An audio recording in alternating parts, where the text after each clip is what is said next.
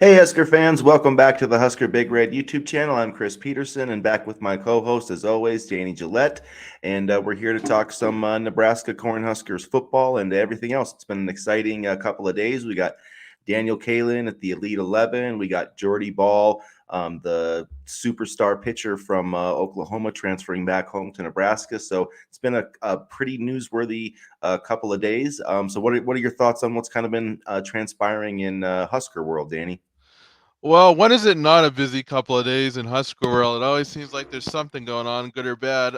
This week, fortunately, it was good, and Jordy Ball is an absolutely outstanding addition. I mean, this just elevates the softball program to a whole new level. And then you have Daniel Kalin competing with the best of the best at the Elite 11. I mean, it's good to see Nebraska really get some national love and attention over the last couple weeks, and for good reasons.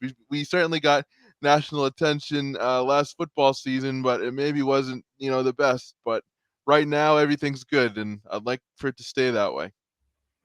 It was a good week, and it was good to see the Jordy Ball finally come out with that announcement. It seemed pretty clear once she was entering the portal that she was coming back to Nebraska, but you just never quite know how those things are going to work out. But to start, let's talk about Daniel Kalin at the Elite 11. I know that's something that Nebraska fans are kind of been clamoring for and been looking for. It is a little bit hard to find some information. There's a few highlights put out by Steve Wiltfong, and I think Daniel Kalin's, one of his quarterback kind of teachers from Nebraska was there and put out a few highlights. So he did put out a solid performance yesterday, completed, or not completed, but was on, graded as being on mark on 15 of 20 throws. He's not ranked in the top 11 from 24/7 Sports, but Charles Powers from On Three said that he had a pretty solid day yesterday. So I think it's been a solid performance all around for Daniel Kalin, and I don't know that he's going to make it into the final Elite 11 rankings, but I do think he's probably helped himself in terms of getting a 4-star ranking this week. And people say, why do the 4 stars matter? Well, it certainly matters because, as much as we like to obsess over it and this and that and the other thing, a lot of these kids are going under recruited and they deserve respect nationally and, on a higher recruiting level. I mean, we talked about it before. Sometimes these recruiting analysts, maybe they don't recruit Nebraska as hard as they should. So for Daniel Kalin to get a 4 star while competing at the Elite 11, we'll get him some more respect at a national level and we'll maybe, help the state in terms of recruiting because there are some really good kids here. And I question whether or not they've been evaluated, properly. And, not for nothing, but even if he, doesn't make the finals or whatever, this is not a slouch group of quarterbacks. I mean, you take a look at these names on the list: Aaron Nolan, Dylan Rayola. I mean, this is a good crop of guys, so there's no shame in, just at the very least, getting a chance to compete with these signal callers. Yeah, it's good to have him be there. I definitely think it shows he should be rated higher than what he is right now. And Charles Powers said some good things about him. Said he can make some good throws. He said he basically doesn't have like super arm strength, which is something we kind of already knew about Daniel Kalin. But I mean, another thing, these Elite 11 camps and all this stuff. A lot of these guys are evaluated.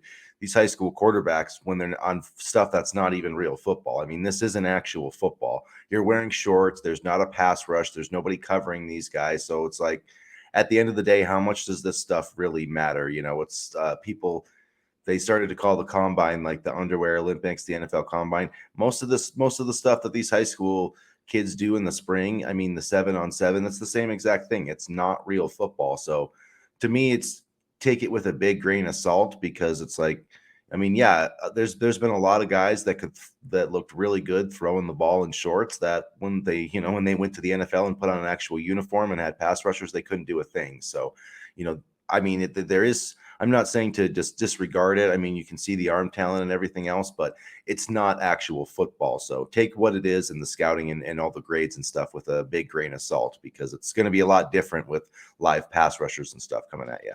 Nowadays, it's more for like social media clips and just getting more eyes on certain players. If if in some areas certain players are under recruited or undervalued, obviously at the Elite 11, nobody's under recruited or undervalued here. It's the best of the best, but a lot of these 7-on-7 camps, especially the bigger ones in like Florida and Texas and things like that, that gives some of the, more under reported, I guess, prospects a chance to really shine for recruits and evaluators. And, at the very least, Daniel Kalin is getting known on a more national level. And I think he was already pretty well known, but it helps him take the, next step in terms of, I don't know, getting respect nationally. And take that for what it's worth. I know some people aren't big on the respect thing, but I mean, in today's day and age, just looking at it from his point of view, when you have to market yourself 24/7, 365 days a year, that's a big thing too. Yeah, it definitely is. And it is a good opportunity for these guys to show what they can do. They get a chance to, work with some other receivers and stuff. So I'm not saying that it's not worthwhile. It's just not the end all be all. Just like the combine, it's part of the process. And it is interesting too, because I think the subjectiveness shows, like if you looked at the first, so like 24 after the first day, I mean, 24/7 Sports had Dylan Raiola as the alpha dog and said he was like amazing. Whereas Charles Powers, he had him ranked like ninth and said that he was basically just okay. So I mean, that's two different sets of eyes watching the same event, and so there's just so much difference in the variation from different scouts even. And I think that shows you too. There's just so much subjectivity to it that I mean, it's fun and it's a debate point, but at the end of the day, I care more about what these guys do when they're playing in the field, in actual games. So I still think that is an important part of the evaluation process more than whatever they can do in shorts and t-shirts. And I wish I didn't make it so hard to watch either. I guess you could have watched it on Instagram or something, but it wasn't easy to find. I mean, just for the sake of watching something, I would have definitely watched the Elite 11 more if it was not on a national broadcast network, but even if it was like streamed on Twitter or YouTube or something. But it was really hard to find in terms of watching and getting highlights from the event. So hopefully they make it better in future years because it's not too often you get all these quarterbacks together. Yeah, and it's outside of watching your guy throw, I don't know if you'd want to. I mean, it's kind of boring stuff. It's like watching guys throw at the combine. It's Yeah. to me, I just think it's I don't know. It is what it is. It's an interesting thing, and it's cool to get guys invited. I hope Nebraska keeps having those guys there. But like I said, not the end all and be all. And no matter what happens or where he ends up ranked, it's not going to change my opinion of Daniel Kalin at all. No, and I just think it's kind of cool to get everybody in one room, so to speak. But I think at the end of the day, he's going to be a very solid quarterback for Nebraska. Just listening to or reading some of his comments that, he talked about the other day, he wants to be the best he can be and all that. And he seems really focused on trying to help Nebraska get to the next level. And I think he'll fit very well with this program in terms of his vision and how it lines up with the coaching staff. For sure.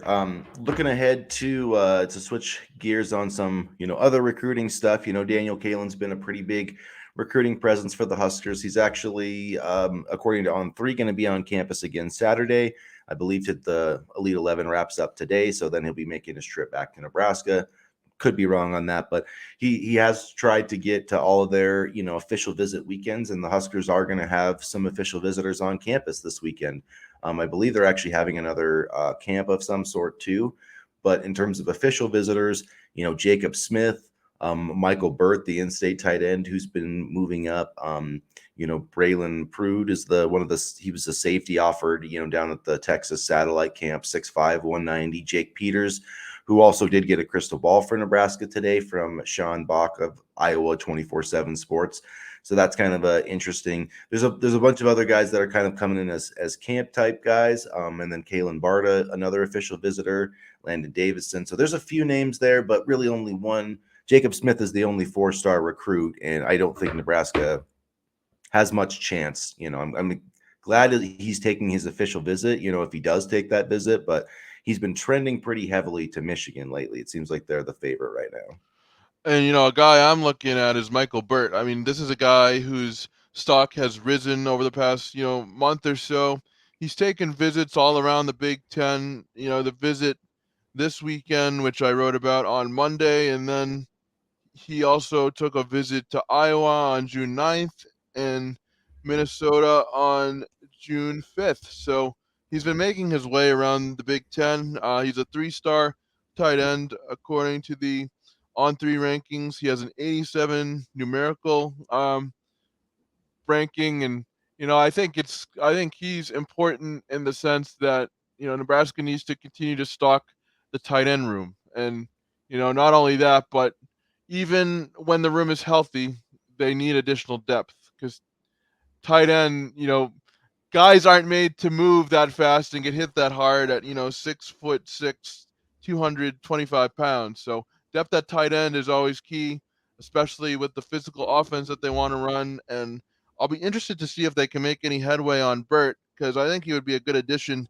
He moves really well in the open field, and he kind of has that agility, almost like a wide receiver. So I'll be excited to see if Nebraska can make any headway there. And, you know, like you said about, Jacob Smith, I mean, he would be a nice get, but I don't really see that as realistic at this point. Like you said, I'm happy he's taking his visit and exploring all options, but I'm not feeling too good about that one as it relates to Nebraska. Yeah, I do feel good about Michael Burt. I think there's a good chance Nebraska can that up. I think this is an important visit weekend for that. They really need to take a commanding lead, in this recruitment. I do think that he's becoming a bigger priority, especially since Carter Nelson is very iffy at this point. Even if they can get Carter Nelson, I still think they would take Michael Burt and Ian Flint. I think they would take 3 tight ends. He's a move tight end. He can do different things. And we've said it before. I know they keep talking about the fullback, but I mean the tight ends are going to be playing that position a lot. I mean, I get the fullback thing and the tradition at Nebraska, but it's like you're not going to be recruiting scholarship fullbacks. Like that's just a waste to me. I know Yeah. that might rub some people the wrong way, but a fullback it's just not a position you need to waste a scholarship on. Like the walk-on kid from Notre Dame, like that's cool. And I mean, Bonner has moved there a little bit, but he's also playing like the H-back type role, and that's where I can see some of these tight ends kind of fitting in eventually too, which is why it wouldn't surprise me if early in the tenure of these of this staff that they're taking a third tight end or whatever. And those guys are pretty valuable. They play on special teams. It's just and they can block and do a bunch of different stuff. So I don't necessarily think that just because if Nebraska gets Michael Burt, it doesn't mean that they're not going to get Carter Nelson. I do think though that obviously that recruitment's trending in the wrong way, but Michael Burt is definitely a guy I'm watching this weekend, along with Jake Peters. There's, some other visitors there that I think Nebraska, it'll be interesting to see how much Nebraska pushes for a commitment. And I definitely think you've seen, when from the March visits to June, I mean, the number of 4 stars is greatly, I mean, Nebraska really, outside of Carter Nelson, they're really not in it for any 4-star at this point. No, and I didn't expect them to be. I always thought that the March big visit weekend was just more so for the Nebraska coaching staff to say, "All right, we're here. This is what we plan to do. If you like it, that's great. If you don't, no hard feelings." But it's interesting that you mentioned the fullback because I personally don't really take that much stock in necessarily recruiting fullbacks either. And I know that sounds bad to say, but on that note, I believe Nebraska held a fullback camp. Was it earlier this week? I want to say. So, Yeah, they did. Yeah. so I think it's still going to be a focal point. And even if people say, "Oh, we're going to go back to the fullback, we don't need tight ends." Well, tight ends are a big part of blocking as well. So at some point, like you're going to need tight ends no matter what. And um, I think the more bodies we can have at tight end, the better. Because unfortunately, and historically speaking, Nebraska hasn't had good luck with health at the position. So, and I know that's not exclusive to Nebraska, and players get hurt all the time, but it's just kind of that paranoia in my head. Okay, we need more tight ends because we need to be healthy at the position because we saw what a healthy Travis Vogelick did when he was on the field last year. and we also saw the effects of when he was out, particularly at the end of that Northwestern game. Casey Thompson lost the safety valve and Vocalic, and even if you want to go back to the year before with Austin Allen, and he really started to get on a nice run. So tight ends are important, and I think landing a guy like Burt and continuing to replenish the depth at the position is important. And one more thought, and then I know I've talked a lot, but I'll let you go next. When you think of the wide receiver position and you think of all the bodies we have there, and we've talked about replenishing the wide receiver position, not being stranded at the position where we need to get a player immediately, and it's a position of need. That's what I think they're trying to do at tight end as well, and that's a smart strategy. Building depth is important. Yeah, and wide receiver, I wanted to mention, Quinn Clark, the kid from Montana, got an offer, and I like him. yeah, I like him a lot too. And I've actually seen him play. I've covered games with him. I've watched him in track and basketball. So I mean, this is a 3-star athlete. I wasn't sure about his 40 time, but it's verified under 4.5. So, he's got the measurables. He could be a tight end. He's different, and like he's got the same. He's pretty much the same height, weight as Malachi Coleman, but Malachi Coleman obviously played wide receiver and D end. He plays basically wide receiver and safety. So he's a really interesting kid. Ken Clark obviously was his dad. A former Cornhusker, so he's got those ties. He's talked about coming back for an official visit. Hasn't got scheduled yet. I know Nebraska's his only Power Five offer now, but he's been kind of doing the camp tour. I know he camped, I believe, at Iowa State or is going to Iowa State. So there could be some other competition. There could be some other Power Five offers from Nebraska, but I know for a fact that he always said that Nebraska was his dream offer. He was pretty vocal about that before it even came. So the fact that he went there and got the offer, and now they're, to me, it was. I'm always wary to know how serious. Nebraska doesn't really seem to make like obligatory offers that much. I mean, they do a little bit, but like if they get him for an official visit, that tells me that he's a priority on the board, because Nebraska can only host like 56 for the entire year. So if you're not serious about a kid, you're not going to host him for an official visit. So if Quinn Clark comes for an official visit, I definitely think there's a strong chance he'll wind up in this class. And the way that it's shaping up, I think that that's a great move. You're not going to get Davon Hall, but this is another kid that's big, fast. He's a potential, like, I'm pretty sure he can run sub 11 in the 100. So he's got a lot of upside, and I like that in this take if it ends up working out that way with Quinn Clark. Yeah, and it's Clark is a very fast player, still fits that mold, big, fast. I mean, I believe he's a top player in the state of Montana, so it's not like Nebraska's reaching at the bottom of the barrel here either. They're still trying to go after high quality players, and it goes back to the coaching staff and always seeming to have a plan, even when things don't seem to work out. I mean, we all freak out. Oh, what are they going to do here? And is this going to work? And now that they missed out on player X, the sky is falling. But with this staff, it seems like the sky really isn't falling, and that they always seem to be researching and recruiting and putting their feelers out there, and that's important. Yeah, definitely. It's interesting too at receiver. Van Keith Brown is another, I believe, is the name that he was offered down in Texas. He's another 6'5". So they've offered a couple of guys in the last week that are in that 6'5", range. So kind of interesting that they're targeting those types of guys. But it's just, I think Matt Rule and the staff, they can't help themselves. They see a guy that's 6'5", 190 that runs.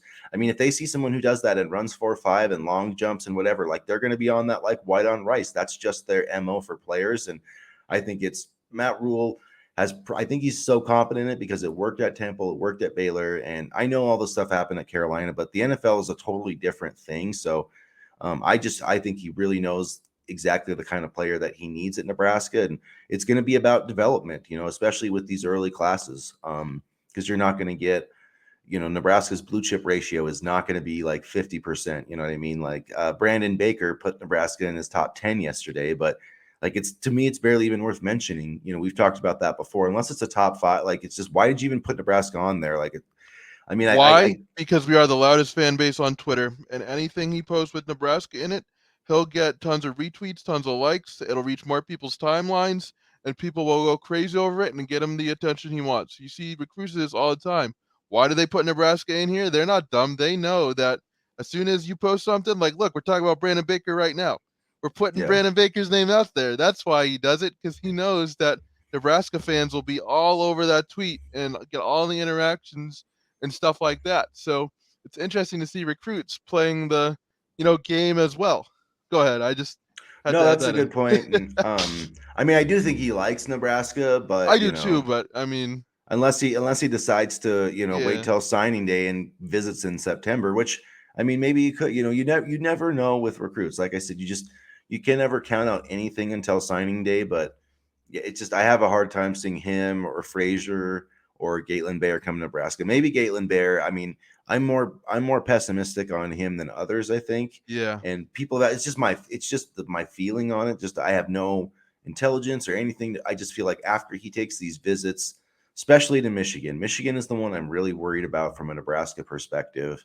So we'll see, but at the end of the day, he's not coming until 2026. So but that's there, why I'm pessimistic. Like, a lot can change in 2 years. You know what I mean? Like, not saying that he'll yeah. drop off or whatever, but a lot of stuff can happen in between those 2 years. I'm sure he'll still be a great player, but quite frankly, in this day and age of recruiting, you don't have time to wait 2 years. You want if you see a guy that you really want, and especially with the young group of young kids coming in the next couple classes, 2026, 2027, etc.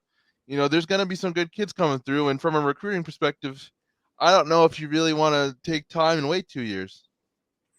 Yeah, it's It's pretty tough. crazy. It is tough, and you have to say, you know, you have to. I guess you have to respect, the conviction of Gatelin Bear if he's going to take that mission. And um, Absolutely. that's because he's sacrificing a lot. I mean, not only a chance to play at Nebraska, but like this dude would get. I mean, no matter where he ends up, he's going to get crazy NIL because he's insanely fast. Like he's so super fast. Like I mean, he's got Tyree. He's literally faster than Tyreek Hill. So I mean, like Nicholas Harbor got a ton of NIL last year, and he basically for all the speed demon stuff, and Gatlin Bear is like faster than him. So I think if he did go to Nebraska, Michigan, Oregon, wherever, like I think his NIL would be crazy. So he's passing up a lot to do this mission, but so Absolutely. you have to respect him for that. And it's not like he's Yep. going to lose his speed, but I do think it's gonna, I don't think you're gonna come like he's probably not gonna make an impact realistically, probably till 2027. That's just it's gonna take him a year to get used to playing football again. I'm just looking at it from a recruiting perspective. I totally, understand and respect, his opportunity to go on his mission. And I have nothing bad to say about that. This is not a knock on that at all. I really respect him for doing that and, kind of putting, what he wants to do outside of football as a priority. And I definitely respect that. And I think that's important too. I'm just looking at it from a recruiting perspective. A lot can happen in 3 years, and there's a lot of good kids coming, just from the state of Nebraska alone. So that's a lot of time to wait on a kid who may not even, be the same, you know, type of speed he'll have when he comes back. I think he'll still have that speed. Obviously, he's young, but you never know. And 2 years is a long time to wait for, a player. So it's kind of a bummer from a football sense, but I'm happy that he's able to, take football out of this for a second and really go pursue what he wants to do. Yeah, it is interesting too, and just I think the commitment part of it. I'm not saying that and look, he might stick with that commitment, and I'm not questioning that at all. But like you said, a lot changes in 2 years. A lot can change in your own life in 2 years. And like for instance, Andrew Gentry is a guy that's at Michigan now. He did the same thing that Gatelin Bear did. He was like a top 100 offensive lineman or close, like top 150. He signed with BYU, I believe, out of college, or he committed to BYU, not signed, excuse me, or he probably did sign, but he went on his mission, and then when he came back, he never played it down there. He wound up. I don't know if he transferred or they just like let him out of his letter of intent, but he ended up at Michigan. Last year, I think was his first year. Didn't really contribute. This year, he's kind of on the two deep. So that tells you. I mean, it takes him. It did take him like a little while, probably. A whole like basically a redshirt year to get back to being where he was. But even though you would think BYU would be like a great fit for him, and whatever, he chose to go to Michigan after. So there's nothing to say that Gatelin Bear won't make that same decision. So it's like I feel like you're still going to have to keep just because he commits in 2024 does not mean he's necessarily coming to the school in 2026, and that goes all directions too. I mean, he could say, "Oh, I'm going to Oregon," in like 2026. He's like, "I want to go to I want to go to play for Nebraska now." So there's a lot of moving parts with that, and that will be interesting. And I guess on another note too, with this class, just kind of shift thoughts a little bit. Um, is I'm wondering how big it's going to be, how many scholarships that they're going to take. I think they're up to 9 commitments now with Coke, with Camden Coke. So, I mean, I don't see this class getting that much above 20. I know that there's a few guys I think that we could see, this month, maybe like 5, 6 more. Some of the guys that took visits that first weekend that were still kind of, Caleb Benning and all those types of guys. But it'll be interesting to see what those numbers look like. And it's weird, I know a lot of people have been talking about the Davon Hall stuff, and I know a lot of people got on the columnist that said the thing about the Big Ten West, and people are I don't really understand all the drama around that. I really don't. No, I don't either. I mean, it's just people. Nebraska should dominate the Big Ten West, to be honest. Yeah, I mean, if you look at the think about it. We were in first place for like a couple days last year, Yeah, and that was last year, and we went 4-8. yeah. And so, I mean, I don't I know. didn't. I don't really understand. I just didn't get why people were like Nebraska can't go. I saw someone tweeted like Nebraska can't go a day without shooting itself in the foot in reference to the Tom. Is it Chattel? Is that how you pronounce it? Yeah, Sorry, that guy Tom, was if a that's. moron. I'm sorry. If you I see just this, you're a moron. Because I I had just to don't. even look what you were talking about, and then I read the article, and then I was like, okay, Yeah, like, I mentioned that too, and it was, and I didn't even know. I was like, are they mad that he said that about the Big Ten West? Like, I didn't get it. I I mean, still I mean, don't. maybe I don't know. It's the Like, middle what of do June. what do Save your people anger for think that? September. Like, do you think Iowa football players are like reading Tom Chattel blogs and like, I'm going to work harder now? Like, that stuff is so irrelevant, and like the idea of bulletin board material, like, is just absolute horseshit. Like, players do not care But at all. You know what I mean? it's not about the players. It's the same thing with Baker. Yeah, You I know. responded, that guy responded, and Yeah, then Nebraska got into a stir. All on their timelines, all the clicks got in their feeds. So and it's then smart, and I hope we have done a good job, I think, as a side of not doing that because I absolutely hate that. And I know, like, you know, everybody's got to make money, but I absolutely can't stand when writers do that. And it always happens around this time too, when nothing's going on. It's the middle of June. We're a long way from, college football season still, in terms of actual days. So, I mean, as long as they get their clicks, then they're golden, I guess. I know there was some drama with like the Davon Hall and people talking about the Matt Rule not wanting transfers to come back or something like that. And I don't know. There's a lot Who of rumors cares? being reported. I just don't think that that's true. I No, just, but who cares? Like, if it's not yeah. outwardly affecting the team in a negative way, and it seems like, that, and it seems like everybody's kind of, bought in and put together as a team. Like, who cares? Like, if there's like a disagreement on the sideline, or it's affecting, morale at training camp that we hear of, or things like that. I mean, then okay, then maybe we have an issue. But if we have an issue, let's address the issue when it happens. I mean, all this speculation about issues is going to like cause more issues than there needs to be. Yeah. It's just I don't know, like, it's just so tiring. Like, a lot of Nebraska fans always look for something to be angry about, and I it's agree with just, you on that. I agree with you on yeah. that part of and it. it's just like, come on, it gives me a headache. Like, enough already. Then you complain when everything goes south, and it's just, mute me, Yeah. Chris. Mute me, Chris. I've had enough. I've had enough. It's been a long week. Well, maybe this will make you feel better. I saw this actually happened last night, but I just saw it on Twitter now that Michael Burt got an expert projection from Brian Munson of Husker Online. So that is good news. That does make me feel a lot better. Yeah. So yeah, that would be I would just love that because that would be awesome if because Iowa was like, oh, you only offered this guy because we did. It was like, shut up, Iowa. Now we're gonna get his commitment, and so anyway, How I about the hate those fact that guys. he's right in our backyard? I Yeah, mean, that could be something to do with it too. And yeah, you know, for as much as you know, people were upset, and it looked like, and Matt Rule even came out and said that he missed out on Teddy Rizak, and they didn't get to him enough early in his recruitment. I think they've done a really good job with Bert here in terms of getting him on campus. Yes, he's visited some other Big Ten schools, but you know it's still kind of relatively early in the game. His stock has really soared recently, and the fact that he has an expert projection to Nebraska, um, I think good job by this coaching staff. Obviously, we have to wait until we land him, but they've done a good job of moving quickly for a guy whose stock is rising rapidly. And the more I watch him, it was the Husker film guy that we love. I can't remember what his Twitter account is, but he had a great breakdown of Husker film, I think is what it is. We need to have him on one of these.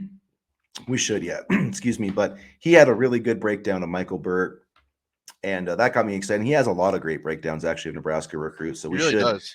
we should definitely start getting him on the show to offer up his analysis on those guys. But go check out some of his stuff, and you'll get even more excited about Michael Burt watching him. He can do a lot of things, so that'd be a huge commitment. And I do feel like Nebraska's going to get a commitment or two this weekend.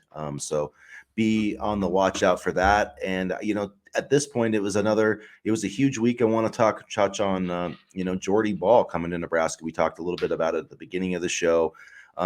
It's just massive for the Cornhuskers and the softball team. It's like I mentioned I kind of equated it to like an elite quarterback. Yep. You can't really win big, win a Super Bowl without an elite quarterback, and you can't win anything in softball without a pitcher.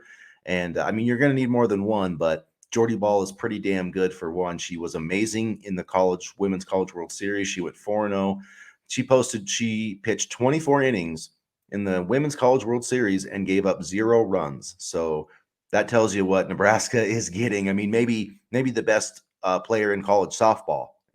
From top to bottom, she could be the most valuable. So just a huge pickup for the Huskers. And I don't know, does it make you more excited for the upcoming softball season next year? Oh yeah, absolutely. I mean, she pitched in 71 games, 46 starts, and had a 44-2 record. In baseball, softball, whatever it is, you want an ace on your staff, and Jordy Ball is that type of pitcher. She is an ace, and she has proven that she can shine brightly when the lights are the brightest. So the fact that Nebraska was able to land someone of her caliber is absolutely outstanding. And it's certainly going to make, the softball season even more exciting, when it comes around. And I can't wait to see, because it's not too often you get an electric arm like this. Yeah, and it's not like, Nebraska's softball was pretty good last year. They made the NCAA tournament. I believe they made it to the last game in the regional. They had to, beat the other team twice to advance, and I think they got one victory before they were knocked out. So they almost advanced to the super regional. I think they were like one win away. They've got, I believe, like five all region or all conference players coming back. So, Yeah. it's not like the cupboard is totally bare at Nebraska. They were one of the worst pitching teams in the Big Ten. And so if the idea of adding Jordy Ball to, a team that was already pretty good in the hitting department, that's pretty exciting. And the other thing too is I know a catcher from Oklahoma entered the transfer portal. So you wonder if it's going to be a connection back to Nebraska, and who else is going to come with.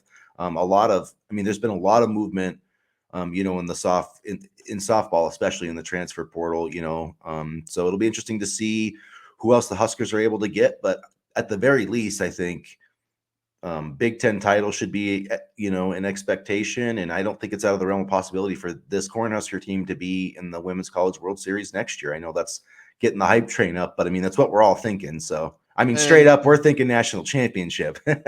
having a good battery is extremely underrated. So if they were able to land the catcher from Oklahoma, that's only a positive in my opinion. And I think it's just great for, women's sports. I think it's going to help NIL at Nebraska. The NIL is becoming better and better. I'm sure that, that could have played a role here. I think it is. I think Jordy Ball is going to make a ton of NIL money. She might be actually like the number one NIL moneymaker at Nebraska here over the next year or so. Because like on the football team, I mean, I could definitely see Jeff Sims like being a guy, and there's potential.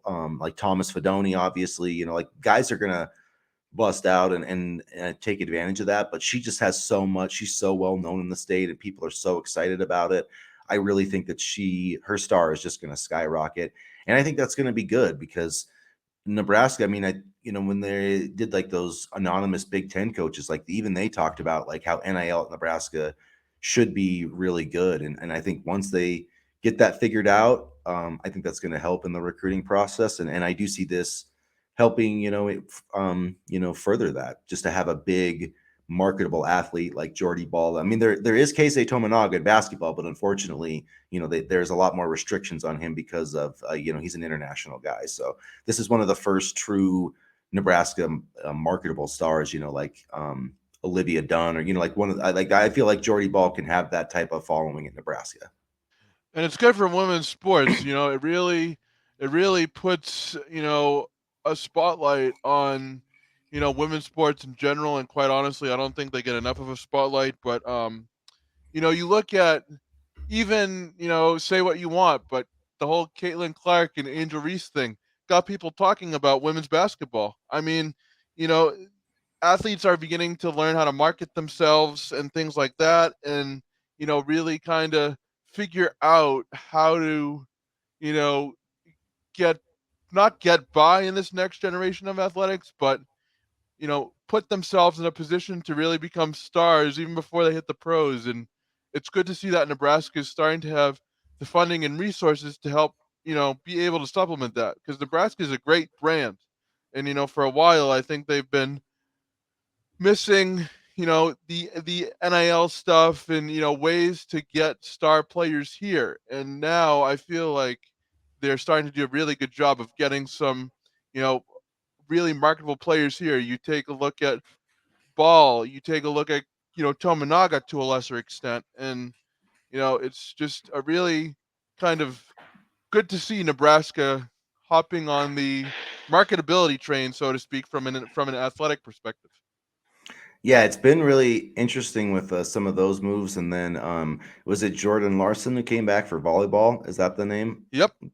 And I know she's like that's a really interesting move to me because she's obviously one of the great volleyball players of all time. And but there is a ton of potential especially for women's sports at Nebraska. I feel like it's one of when you look at the support for volleyball, the women's basketball team is one of the most well supported in all the country. I mean, in terms of like, I mean, it's really crazy Yeah. how I think Nebraska in terms of attendance, like might be number I just saw a thing that was talking about like attendance across all sports, and I know Nebraska is very high up in that mix in the volleyball and women's basketball and the softball. There's gonna be one for like each season, and so I think that's really great, and hopefully we can start hanging. So it's been a while since we hung a volleyball banner, so that would be great. But it'd be nice to get one in softball too. I mean, just speaking in terms of volleyball, just look at the volleyball day they're gonna hold in August. It's sold out really quickly, so Yeah, like I'm ex- 80. How many are they expecting? Is that 80,000? It's like it's yeah, something insane, like just that an is insane nuts. number. But That is nuts. But it's an exciting time to be a Nebraska athletic fans all around, and I'm happy to see it's reaching all programs and not just football or basketball or volleyball or softball. And there just seems to be a lot of good energy going around right now.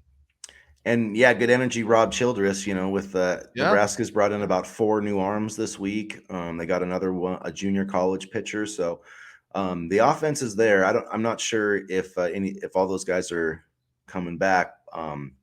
Max Anderson and Bryce Matthews. Am I getting I could totally be getting the names wrong, but No, you're right. You're right. Max Anderson is um, an absolute stud.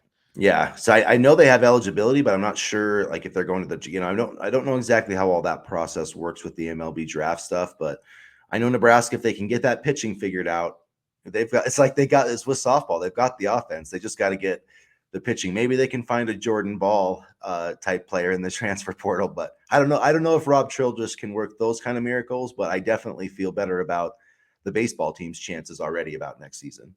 Yeah, and it helps when you have a veteran leader. Not that our previous pitching coach wasn't a veteran leader, but someone who's kind of got a solid resume, especially when you're looking to kind of regain that spark from the pitching staff that we saw maybe a couple of years ago. And Childress is an excellent hire. I mean, and I think he'll definitely help, Bolt try to figure out what to do with this talent. Because truthfully, I think next season is going to be a big one for Will Bolt. I'm not going to, hang him, break him over the coals or whatever, but I do think next year is going to be a big season for the baseball team because there have been a lot of high expectations placed on them. And, they played pretty well last season, but by and large, I felt like it was a disappointing up and down one when it mattered most.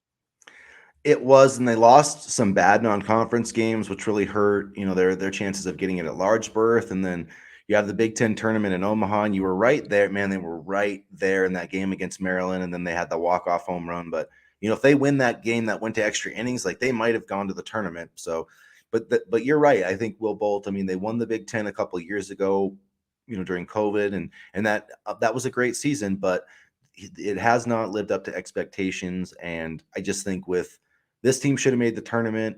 And when Yeah. you look into next year, with if they don't, I just think that his seat is going to get really hot if they don't make the tournament next year, just kind of like Fred Hoiberg in basketball. So hoping that Childress does it. And the thing I was going to say, with a pitching coach, where I think it's such an impactful move, is it's kind of like, I don't know. I feel like it's almost kind of like offensive line or something. It's where those pitching coaches, they just have a method and a way of getting the best out of their staff. So, I mean, even if like you gave Rob Childress the same exact pitching staff as last year with no new talent, I still think he would get a lot more out of them. So if you add in the fact, he's going to be getting some new recruits.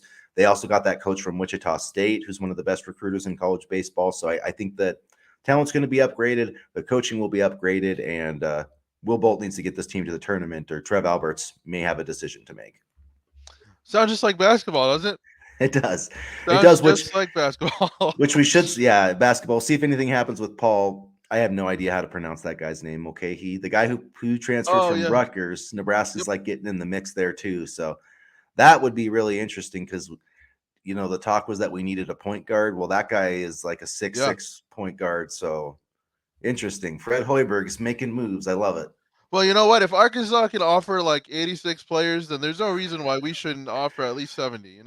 Yeah. Like, Well, and we've got 2 scholarships, so like just win, baby, as the late great Al Davis used to say. Just win. I feel like I can say that about so many Nebraska sports, but we'll get there. And it starts. Let's see, August 30th. Almost a little more than 2 months away. We're getting closer. We're getting closer.